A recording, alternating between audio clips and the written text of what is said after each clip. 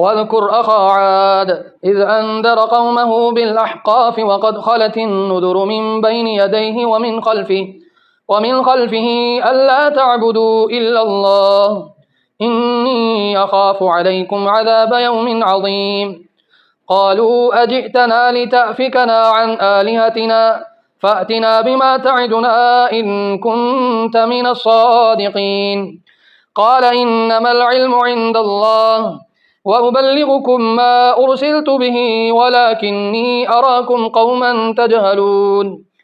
فلما رأوه عارضا مستقبل أوديتهم قالوا هذا عارض ممطرنا بل هو ما استعجلتم به ريح فيها عذاب أليم تدمر كل شيء بأمر ربها فأصبحوا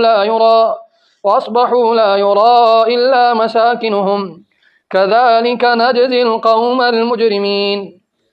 ولقد مكناهم في ماء مكناكم فيه وجعلنا لهم سمعا وأبصارا وأفئدة فما أغنى عنهم سمعهم ولا أبصارهم ولا أفئدتهم من شيء إذ كانوا يجحدون بآيات الله وحاق بهم ما كانوا به يستهزئون.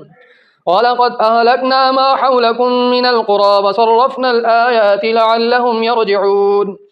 فلولا نصرهم الذين اتخذوا من دون الله قربانا آلهة بل ضلوا عنهم وذلك إفكهم وما كانوا يفترون.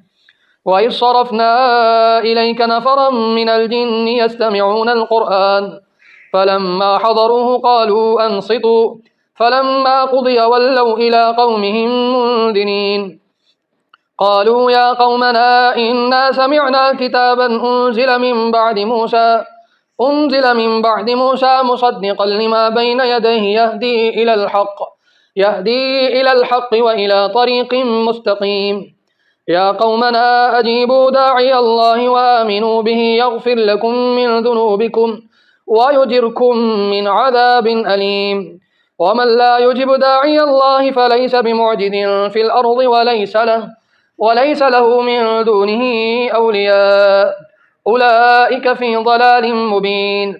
أولم يروا أن الله الذي خلق السماوات والأرض ولم يعي بخلقهن بقادر على أن يحيي الموتى بلى إنه على كل شيء قدير.